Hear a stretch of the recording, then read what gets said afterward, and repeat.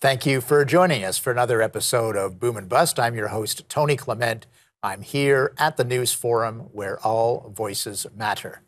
Let's check in with Philip Cross. He is a senior fellow at the Macdonald-Laurier Institute think tank, and we'll talk about the economic issues facing Canada. Philip, thanks again for joining us today. My pleasure. Thanks for having me back, Tony. I guess recently you wrote about the concept of greed-flation as a political weapon against certain companies. What did you conclude? Well, I concluded there's two things wrong with it. One is the theory, which is why, after 30 years of dormant inflation, did companies suddenly wake up last year and discover they had this pricing power that evidently they had but didn't use for 30 years, and they suddenly decided to use last year. So, that's never explained. But the practice, too, is that, clearly firms don't like inflation. The business community doesn't like inflation. You look at what's happened to stock market valuations over the last year. In Canada and throughout the world, stock markets have fallen sharply. We saw this before the 1970s. Stock markets took a horrible beating in the 1970s. So very clearly, the business community and financial markets do not think that inflation is good for profits. So there's no evidence for it. In fact, the evidence is just the opposite. Inflation hurts firms just as it hurts households.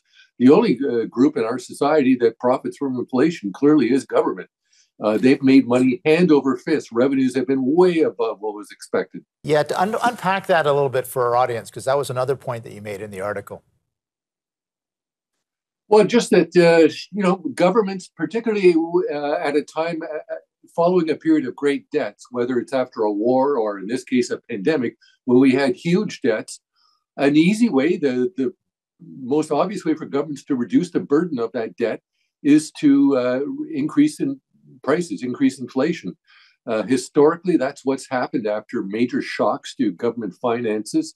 And that's what's happened again this time. So I don't think it's a complete surprise that governments turn to either willingly or unwillingly allowed prices to rise much faster, and central banks were extremely slow. I mean, they were in denial for several months. They said, first of all, inflation doesn't exist. Then they said, well, it's very transitory. It'll go away in a couple of months. Then they said, well, it's a supply side phenomenon. It's not due to all the stimulus we injected into demand through very easy monetary policy and very large deficits. And finally, they had to admit, actually, it does seem to have something to do with the stimulative policy, and culminating today with yet another increase in the Bank of Canada interest rate. Yeah, I was going to ask you about that. What's more pain for the consumer and for the borrower and for the mortgagee? So, what do you see coming out of this? Well, obviously, I think we're going to see a pronounced slowdown in the economy. I think we've already seen higher interest rates. And by the way, I should mention, too, a lot of people, particularly the left, have argued that high interest rates don't work against inflation. That's not true. They've worked every time in the past. They worked decisively in the 1980s. And they're clearly working this time. We've seen house prices, which was the most obvious example of inflation in Canada. Those have already started to back off substantially.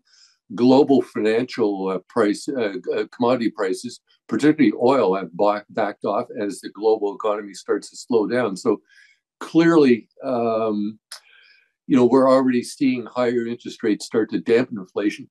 What worries you is, you don't want to get caught while headline inflation is coming down. There's no signs yet that wages are coming down. And I think that's what really worries people. If we're going to bring interest rates down quickly and inflation down quickly, we have to make sure that this isn't the beginning of a wage price spiral. And I think the evidence is at best mixed. We see wages rising about 5%. If they continue to rise at 5%, inevitably service prices are going to start rising at 5%. And we're going to have to see more interest rate increases. But I think that's why the Bank of Canada today said, well, we're going to, hike rates today, and then we're going to take a pause. We're going to see what the effect of this in the economy is.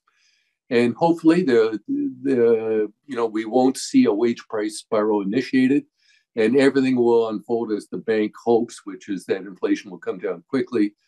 But as somebody mentioned, these guys have been so wrong throughout this whole pandemic.